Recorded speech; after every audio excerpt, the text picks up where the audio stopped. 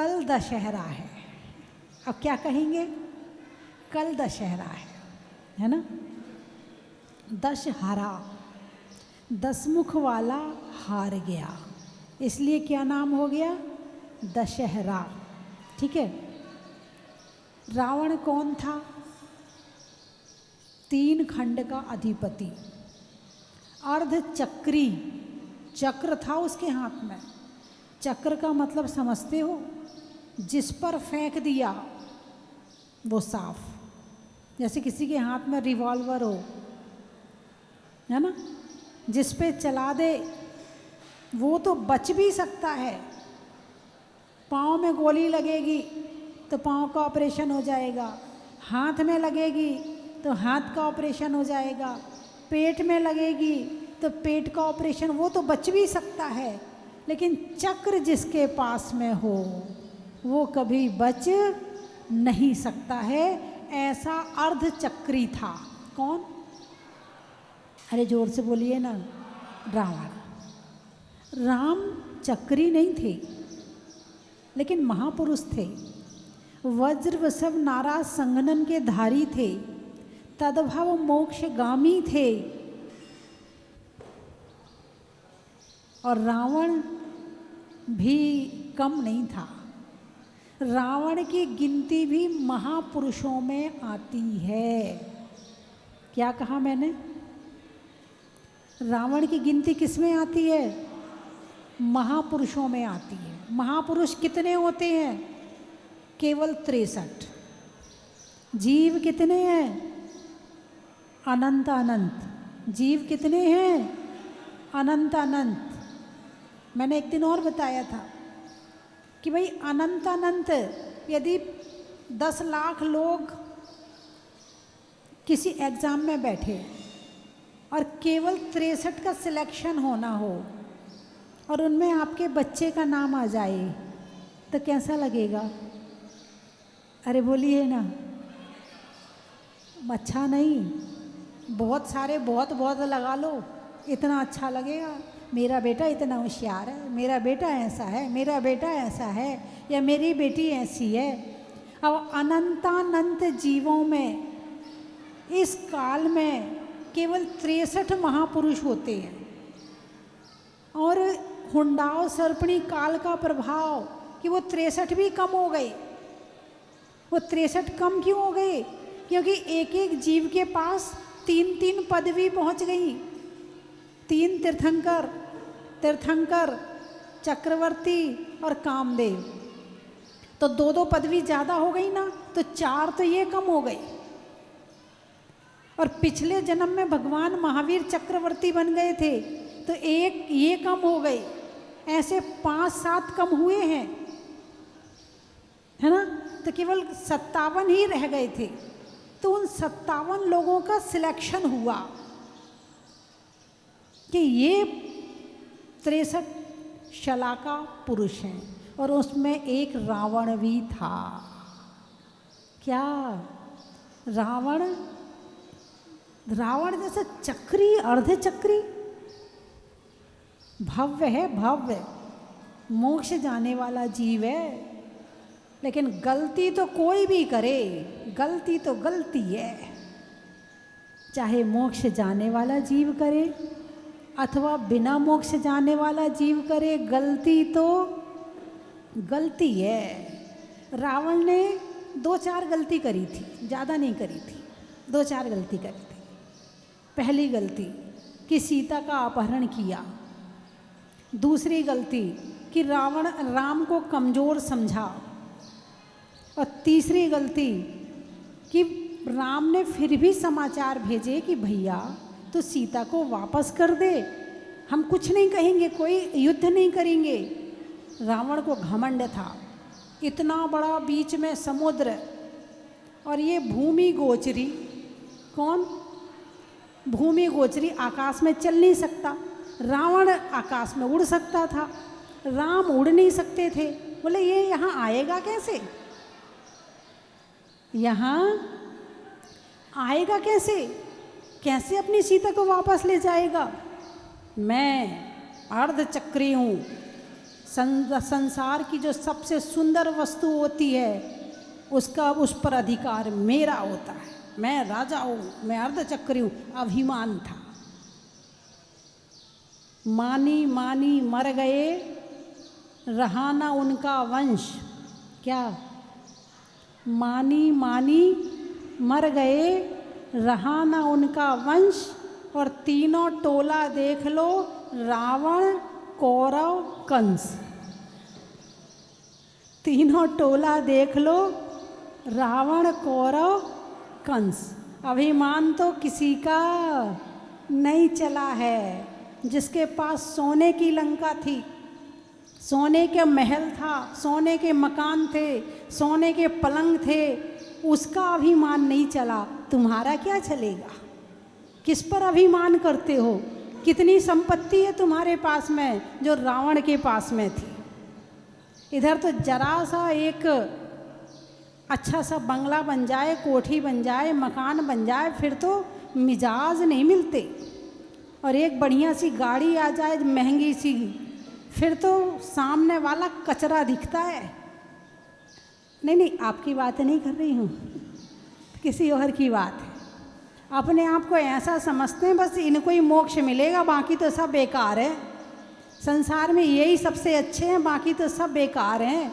ऐसा महसूस करते, जरा सी संपत्ति आ तो जाए, अपने आप को ऐसा लगता है। और चलो जिसके पास संपत्ति वो तो अभिमान करता ही करता है। जो उनके रिश्तेदार हैं ना, वो ना हमारे रिश्तेदार हैं। क्या आप उनको जानती हो ना? वो आपके पास आते हैं, वो हमारे रिश्तेदार हैं, वो हमारे ये हैं। और ज़्यादा कहीं लड़ाई झगड़े हो रहे हो, ए पंगा मत लेना, वो हमारे रिश्तेदार हैं। खुद के पास कुछ नहीं है, उनके अभिमान पे अभिमान कर रहे हैं, है ना? तो अभिमान तो रावण का भी नहीं चला, तुम्हारा क्या चलेगा? और किस पर अभिमान करते हो जो छूट जाएगा? किस पर अभिमान करते हो? जो समय पर काम आए, ये कोई गारंटी नहीं है। तुम्हें मौत से बचा सके, ये भी कोई गारंटी नहीं है। तुम्हें विपत्ति आपत्ति से बचा सके, ये भी कोई गारंटी नहीं है। तुम उस पर अभिमान कर रहे हो। अच्छा मुझे ये बताओ, यदि कोई आपने बढ़िया सी कोठी बनवाई और कोई आप उसकी तारीफ कर दे, तो आपको कैसा लगेगा? अरे बोलिए ना। हाँ, अपने हाथ से अपने पीठ ठेकोगे, बहुत बढ़िया काम किया, देख कितनी तारीफ हो रही है ना? अच्छा, आप कोई अच्छी सी साड़ी पहने, बहुत बढ़िया खिल रही है, आप ही आप दिख रहे हो साड़ी, जहाँ आप जा रहे साड़ी साड़ी दिख रही है, आप तो दिख ही नहीं रहे हो। क्या? आप तो दिख ही नहीं रहे हो, आपकी साड़ी साड़ी दिख रही है। अब कोई आपकी साड़ी की तारीफ कर दे तो कैसा लगेगा? बहुत अच्छा लगेगा। अच्छा, आप डायमंड सेट पहन के गए, वो चमक रहा है, आप नहीं चमक रहे। कौन चमक रहा है? डायमंड सेट चमक रहा है। उसकी कोई तारीफ कर दे तो कैसा लगेगा? अरे बोलिए ना। तारीफ किसकी है? साड़ी की। खुश कौन हो रहा है? आत्मा। तारीफ किसकी है? साड़ी की। साड़ी अलग है, तुम अलग हो, और साड़ी की तारीफ में खुशी तुम्हें मिल रही है। यही भ्रम है, यही भ्रम है, हैं? तारीफ मकान की और खुश हम हो रहे हैं, तारीफ डायमंड सेट की और खुश हम हो रहे। अरे कोई ये कहे आपका स्वभाव बहुत अच्छा है, आप गाते बहुत अच्छा है, तो फिर भी मान लें कि भैया तुम्हारी तारीफ हुई है। आप धर्म बहुत अच्छा करते हैं, आप पूजा करते हैं ना तो मुझे अच्छा लगता है, आप उपवास व्रत संयम करते हैं तो मुझे अच्छी खुशी मिलती है। माइक भी आपका है ना, इसलिए आपकी बुराई नहीं सुन, लेकिन फिर भी मैं करूँगी। और ये आपकी अकेले बुराई नहीं है, हम सब की है, हम सब की है। ऐसा नहीं है कि इसमें कोई मैं अलग हो गई, अभी मैं ऐसी हो गई कि बिल्कुल ऐसा होता ही नहीं है। नहीं, अब कोई मंदिर की तारीफ़ करता तो थोड़ी बहुत तो मुझे भी अच्छी लगती है। भले बाद में ये सोचूं, अरे इसमें अपनी तारीफ़ क्यों मान रही है, बाद में भले मैं चिंतन मनन कर लूँ, अपने आप को उससे अलग कर लूँ, अपने आप को अंदर डाल लूँ, वो बात अलग है। लेकिन एक बार को तो अच्छा लगता ही है। तो आप में और मुझ में अंतर कहाँ है? अंतर यहाँ है कि मैं अपने आप को वापस ले आती हूँ और आप अपने आप को वापस नहीं लाते हो। बस अंतर यहाँ आ जाता है। जब कोई कहता माता जी यहाँ आके तो स्वर्ग का अनुभव होता है, यहाँ आकर तो ऐसा लगता है, ऐसा लगता। अभी सुबह सुबह बेंगलोर से 3 महिलाएं आके गई, बोले माता जी आपने क्या काम किया है।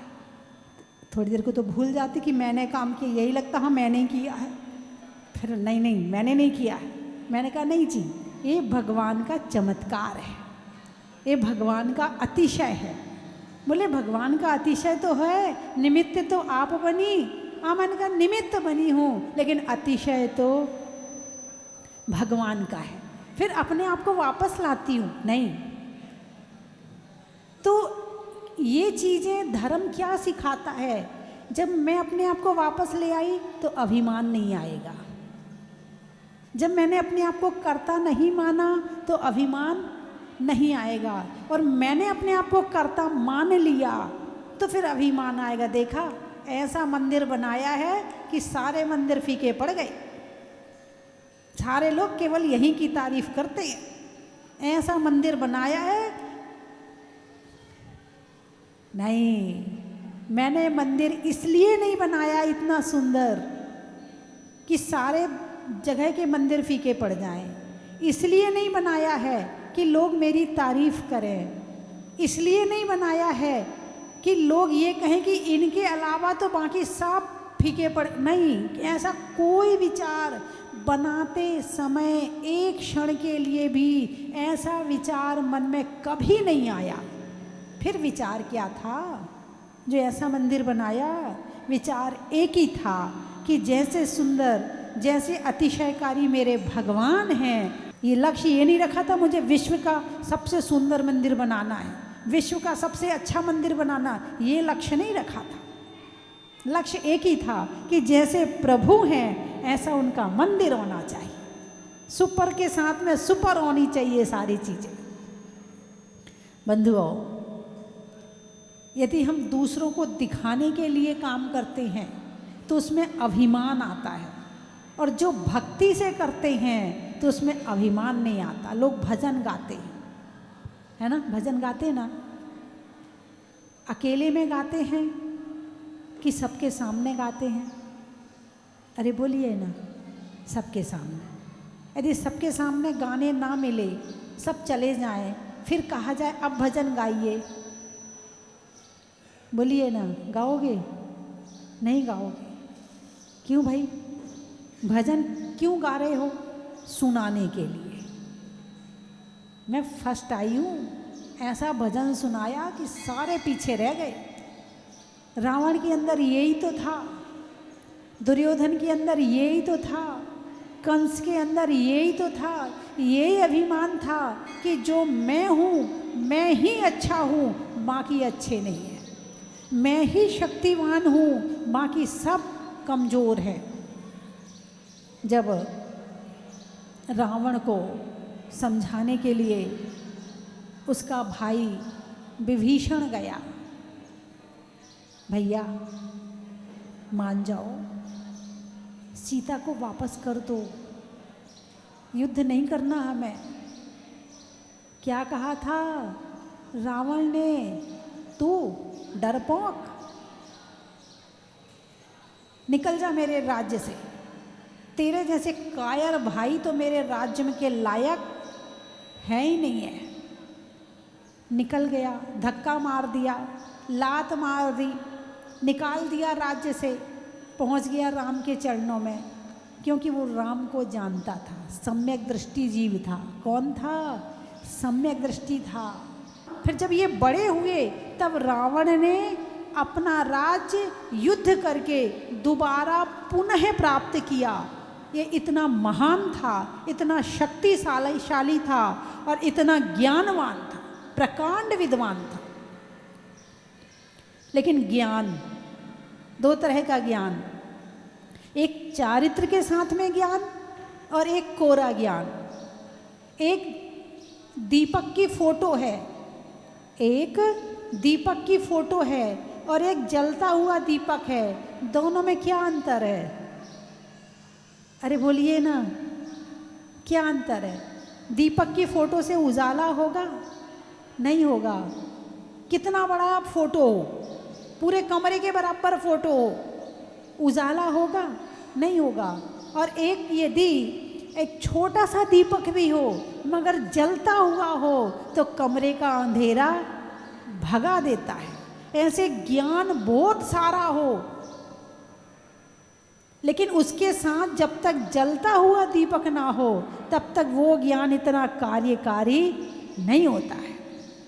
तो इसीलिए चारित्र होना भी अत्यंत जरूरी है। ये मत कहना क्या होता है उपवास करने से, ये मत कहना क्या होता है ये मंदिर बनाने से, स्कूल खोल, कुछ नहीं होता है, कुछ नहीं होता। ये सारी चीज़ें जरूरी, पूजा भक्ति सब जरूरी है, संस्कार जरूरी हैं। और आज मुरैना में आपको मालूम हो जो 121 साल पुराना संस्कृत महाविद्यालय चल रहा था, अब वो पुनः प्रारंभ हो गया है। और उसी विद्यालय के पास में शहर के बीच में एक ज़मीन पड़ी हुई थी, उसमें एक स्कूल खोला गया। अब उसकी दूसरी बिल्डिंग का आज शिलान्यास होगा वहाँ पर।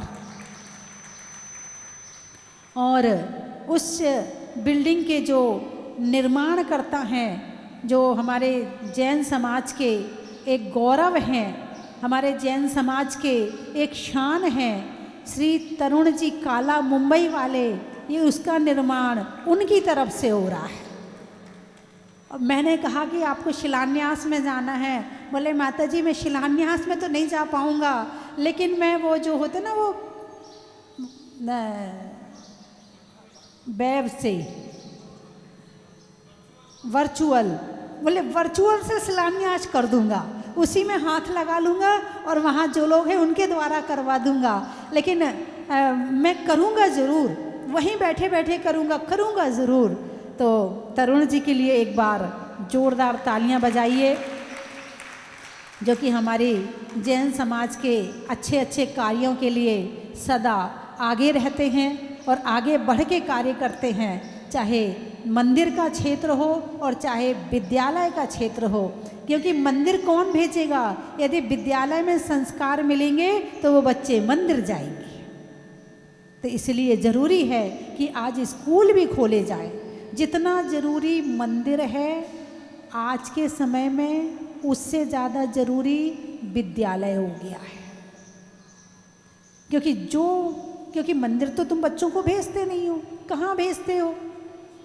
अरे बोलिए ना, कहाँ भेजते? स्कूल भेजते हो, मंदिर भेजते नहीं, स्कूल भेजते नहीं।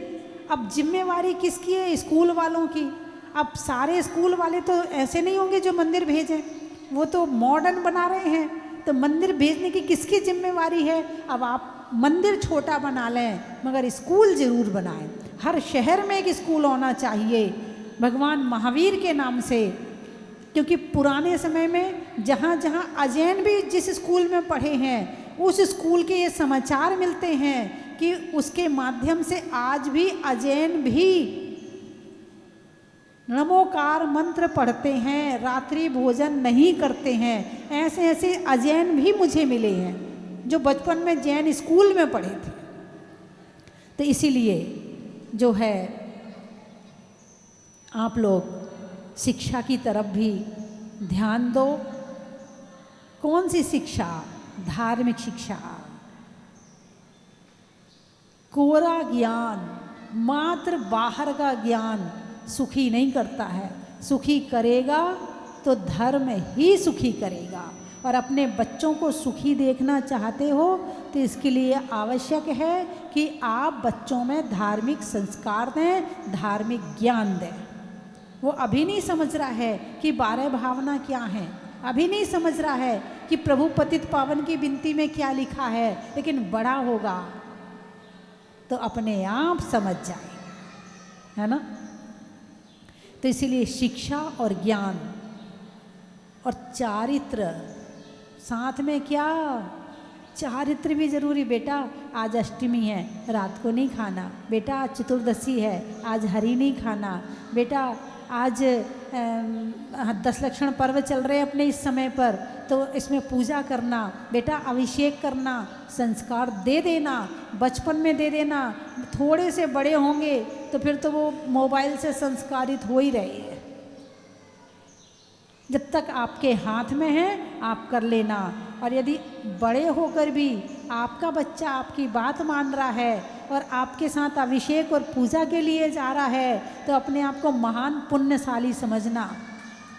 पहला सुख निरोगी काया, दूजा सुख घर में हो माया, तीजा सुख कुलवंती नारी और चौथा सुख पुत्र आज्ञाकारी। बड़े पुण्यवान को मिलता है। तो इसीलिए अपने बच्चों को धर्म सिखाओगे, भगवान के सामने झुकाओगे, गुरुओं के चरण स्पर्श करवाओगे तो वो तुम्हारे सामने भी झुकेंगे। और यदि आपने मंदिर नहीं भेजा तो उनके अंदर झुकने की आदत ही खत्म हो जाएगी। जो भगवान के सामने नहीं झुकेगा वो तुम्हारे सामने क्या झुकेगा, जो गुरुओं के सामने नहीं झुकेगा वो तुम्हारे सामने क्या झुकेगा। तो बच्चों को विनयमान और अपने प्रति रुचि रखने वाला बनाना चाहते हो तो धर्म से जरूर जोड़ना चाहिए। और बाकी बड़े होके तो फिर पंछी उड़ गया, अब पकड़ते रहो, तुम पीछे पीछे भागते रहो। हम ना बेटे के पास जा रहे हैं, अब बेटा तुम्हारे पास नहीं आ रहा है क्या, हम ना बेटे के पास जा रहे हैं। ऐसे ही हो रहा ना आजकल। तो अब बेटा है ही नहीं है तुम्हारे पास बेटा, वो होता ही एक है घर में, और 2 भी हों 3 भी हों तो आजकल वो सबके पर लग गए। और ऐसे ऐसे परिवार देखे हैं कि जिनके घर में अच्छी दुकान है, अच्छा धंधा है, अच्छा पैसा है, बेटा एक है, मैं तो नहीं बैठूंगा दुकान पे, मैं जॉब करूंगा, मैं नहीं बैठूंगा। घर में कलेश मचा रखा है। माँ बाप कह रहे बेटा घर में कमी क्या है जो नौकरी करेगा, और वो कह रहा ना मैं तो नहीं रहूँगा, मेरे सारे दोस्त जॉब कर रहे, मैं भी वहीं जाऊँगा। उसको समझाना मुश्किल हो रहा। अब वो तुम्हारी बातों में नहीं आ रहा है, अब वो दोस्त की बातों में आ रहा है। अब वो तुम्हारी कीमत नहीं समझ रहा है, अब वो दोस्त की कीमत समझ रहा है। तो इसीलिए बचपन से बच्चों को ऐसा बनाओ, ऐसे संस्कार घोंट घोंट के पिलाओ, तो कहीं ना कहीं वो संस्कार तो काम आएंगे ही आएंगे। आज नहीं तो कल, और कल नहीं तो अपने मोबाइल कम चला लेना, तुम वीडियो कम देख लेना मोबाइल में, मगर बच्चों को ज़्यादा टाइम देना। यदि बच्चों को टाइम नहीं दिया तो बच्चे तुम्हें टाइम नहीं देंगे। ले बेटा तू भी मोबाइल पकड़, मैं भी मोबाइल पकड़ूं, परेशान मत कर, मुझे देखने दे अपना मोबाइल, तू भी मोबाइल पकड़। अब क्या हुआ, उसको कौन संस्कारित कर रहा है, मोबाइल। अब जो मोबाइल दिखाएगा वही सीखेगा, क्योंकि तुमने नहीं सिखाया। अरे बोलिए ना, इसलिए तुम अपना मोबाइल बंद करके रख दोगे तो बच्चा भी मोबाइल नहीं मांगेगा, और तुम चलाने पहले तुम भी तो बंद करो अपना, तभी तो हमें बंद करेंगे। जब ऐसा सुनना पड़ेगा ना तब पता चलेगा। बोलिए हाँ या ना। घूमने में कार का, बिजली में तार का, और बच्चों को देने में संस्कार का।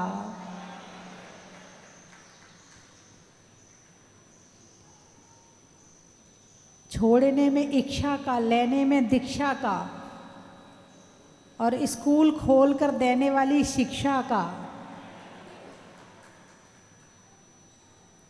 हिंदी में मात्रा का, स्कूल में छात्रा का, आज आपकी जहाजपुर की यात्रा का। बहू में सास का, लेने में सांस का, और होने वाले मुरैना में आज के शिलान्यास का।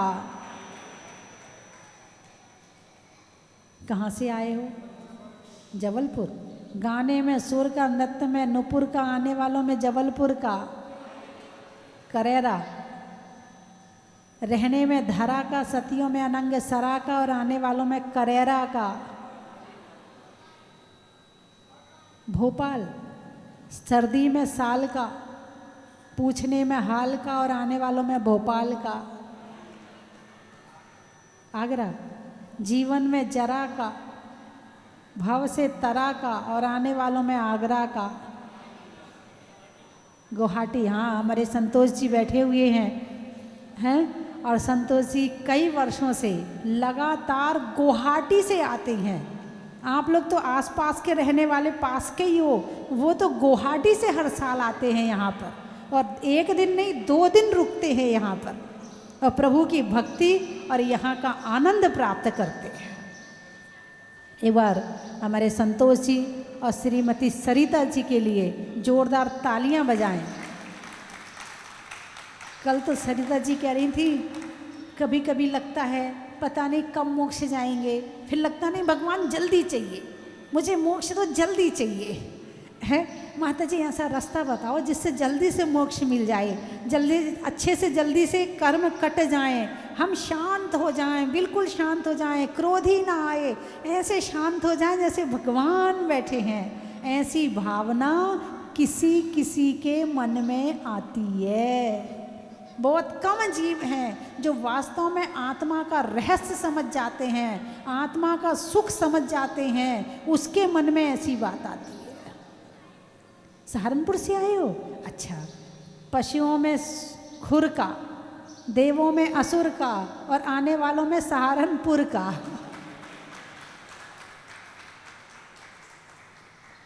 और संतोष जी, नाम इनका संतोष है, और देने में ये लगातार प्रभु के चरणों में समर्पण करते रहते हैं, है ना। पाली। हाँ। शिखरजी में उकाली का, कान में बाली का, और आने वालों में पाली का। हमारे स्वाति दीदी के मम्मी पापा पाली से आए हुए हैं। स्वाति दीदी संघ में रहती हैं और इनका भी खूब अच्छा समर्पण है, और यहाँ भी कई कई दिन रह के जाते हैं और काफ़ी धर्म में समर्पित होकर कार्य करते हैं। और कहाँ से आए? बांसवाड़ा।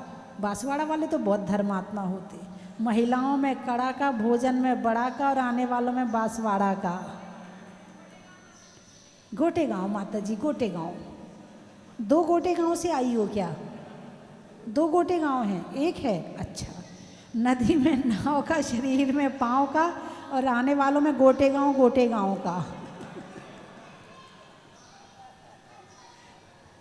हो गए? और कोई तो नहीं बचा? लिखने में खत का, मकान की छत का, और आने वालों में भारत का। ट्रेन में टीटी का, घर में बेटी का, और आने वालों में गुवाहाटी का। बड़ा ही महत्व है। और कल्पद्रुम महामंडल विधान 9 नवंबर से कितने, 17 नवंबर तक, 17 नवंबर तक स्वस्ति धाम की धरती पर समोशरण आएगा और फिर विधान होगा। उस समोशरण में भगवान को विराजमान करके और फिर प्रभु की वंदना अर्चना उस समोशरण में बैठ करके की जाएगी, तो लगेगा साक्षात भगवान ऐसा समोशरण हमें मिले और हम भी आपकी भक्ति करें। तभी अभी कल्पना करोगे, अभी भाव बनाओगे, अभी चाह पैदा करोगे, अभी रुचि करोगे तो वो चीज़ फिर मिलेगी। और अभी भाव नहीं बनाओगे तो फिर वो ठीक है, जो मिल रहा है सो ठीक है। रुचि और भाव तो अभी बनाने ही पड़ेंगे, है ना। बोलिए 24 भगवान की। अभी सभी लोगों ने अपने अपने संस्मरण जो यहाँ से चमत्कार के रूप में अप्रत्यक्ष रूप से जिनको प्राप्त हुए, मैं अपना संस्मरण जो मुझे प्रत्यक्ष प्राप्त हुआ उसका एक मैं सुनाना चाहता हूँ। मैं एक बार माता जी के दर्शन के लिए यहीं आ रहा था मैं वैसे कभी माता जी के यहाँ फ़ोन वगैरह या कोई सूचना कभी नहीं करता कि माता जी मैं आ रहा हूँ। उस बार मैंने पता नहीं क्यों पहली बार प्रियंका दीदी के पास खबर कर दी कि दीदी मैं कल आ जाऊँगा। माता जी तक खबर आ गई कि मैं कल आ रहा हूँ। मैं उस दिन रात में लेट हो गया और लेट होते होते रात में जनवरी का टाइम था, ज़बरदस्त कोहरा पड़ रहा था। रात में 10 बज गए मेरे को कोटाई से निकलते निकलते। रात में 1 बजे मेरी गाड़ी का एक्सीडेंट हुआ। मेरी पूरी फैमिली मेरे साथ थी। 1 बजे मेरी गाड़ी का एक्सीडेंट हुआ और उतर के मैं नीचे गाड़ी के नीचे खड़ा ही हुआ था, देख रहा था कि गाड़ी में क्या प्रॉब्लम आ गई। तो गाड़ी बंद हो गई और गाड़ी जाम हो गई। 5 मिनट बाद मेरे पास प्रियंका दीदी का फ़ोन पहुंचा। हाल की हाल एक्सीडेंट होते ही 5 मिनट बाद रात में 1 बजे, जो शायद संभव नहीं रहता, 1 बजे रात में प्रियंका दीदी ने मुझसे पूछा, राजकुमार कहाँ तक आ गए? नहीं, कहाँ पर हो? मैंने कहा दीदी एक्सीडेंट हो गया मेरी गाड़ी का। मैंने कहा दीदी आपको कैसे, इस टाइम फ़ोन लगाने का तो कोई मतलब ही नहीं निकलता रात में 1 बजे। शायद माता जी ने उन्हें उठाया था। रात में माता जी कैसे उठी मैं नहीं जानता और मुझे नहीं मालूम कि माता जी को मेरे एक्सीडेंट की खबर कैसे लगी। 2 मिनट बाद ही माता जी, प्रियंका दीदी ने मुझसे बोला कहाँ पर एक्सीडेंट हुआ? मैंने ऐसी ऐसी बात है, यहाँ पर एक्सीडेंट हुआ है। देवली के किसी परिवार को, माता जी का जो अन्य भक्त था उसको रात में 1 बजे दीदी ने खबर की कि उनकी गाड़ी का एक्सीडेंट हो गया है, आप लोग वहाँ चले जाओ।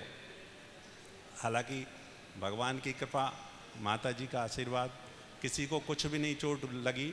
वहाँ 8-10 गाड़ियाँ खड़ी थी, उन्हीं में से ट्रक ड्राइवरों ने आके मेरी गाड़ी को ठोक पीट के सही कर दिया और थोड़ा चला। तब तक देवली से वो परिवार की गाड़ी आ गई और रात्रि में ही मैं फिर 3 बजे देवली आके रुक गया था। ये मैं प्रत्यक्ष जो प्रमाण है वो बता रहा हूँ। अप्रत्यक्ष रूप से तो माता जी की कृपा से मुझे क्या क्या मिला वो जो मैं बयान नहीं कर सकता। बाकी जहाजपुर में आके वास्तव में ऐसा लगता है कि जैसे स्वर्ग में आ गए। 20वें तीर्थंकर की मूरत को मन भर के निहारना। चलो स्वस्ति धाम, चलो स्वस्ति धाम, आओ स्वस्ति धाम, चलो स्वस्ति धाम, चलो स्वस्ति धाम, चलो स्वस्ति धाम, आओ स्वस्ति धाम, चलो स्वस्ति धाम।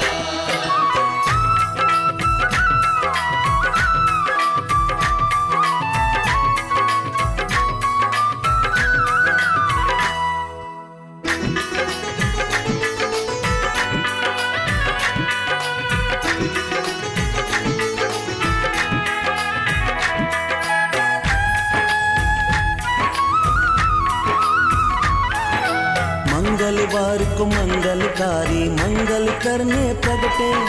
दर्शन करते ही आशीषों के भंडार हैं भरते। मंगलवार को मंगलकारी मंगल करने प्रगटे। दर्शन करते ही आशीषों के भंडार हैं भरते।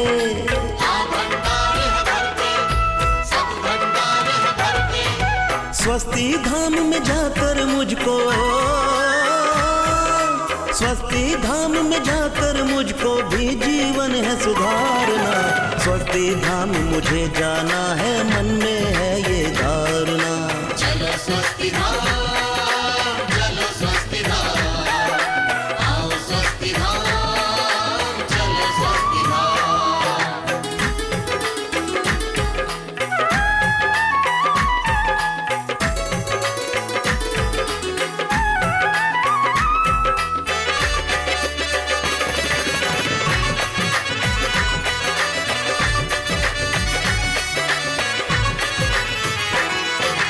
एक बार जो आया यहाँ पे बार बार आता है।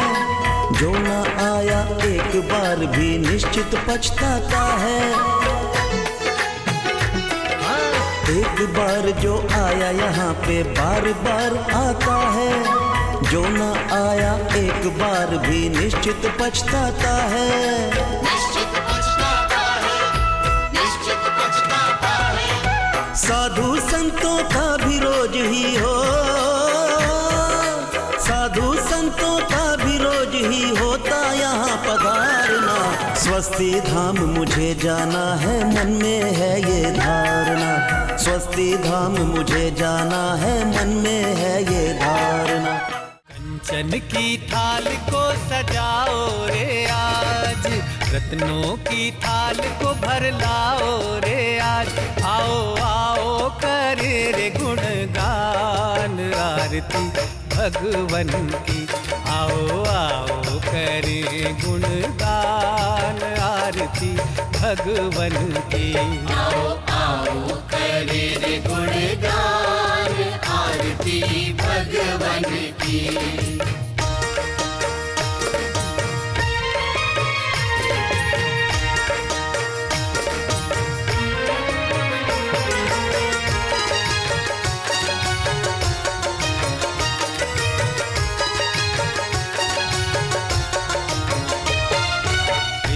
सुमित्र के राज दुलारे, माँ पद्मा जी के नैनों के तारे। पिता सुमित्र के राज दुलारे, माँ पद्मा जी के नैनों के तारे। स्वस्थ धाम जहाजपुर राजस्थान की भव्य धरा पर होने जा रहा है ऐतिहासिक वैज्ञानिक सम्मेलन। पर्यावरण संरक्षण और विश्व शांति हेतु आध्यात्मिकता एवं विज्ञान के विकास का समाज पर हो रहे प्रभाव पर विशेष चर्चा। तिथि 19 एवं 20 अक्टूबर 2024। स्थल स्वस्थ धाम जहाजपुर राजस्थान। मंगल सानिध्य भारत गौरव स्वस्थ धाम प्रणेत्री काव्य रत्नाकर, युग प्रवर्तिका परम विदुषी लेखिका गणनीयारिका 105 श्री स्वस्ति भूषण माता जी।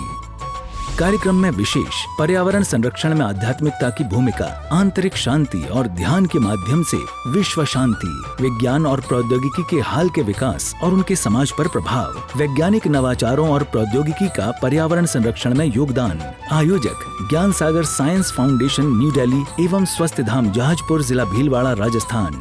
देखिए कार्यक्रम का भव्य प्रसारण 19 एवं 20 अक्टूबर 2024 दोपहर 12:30 बजे से सिर्फ पारस चैनल पर।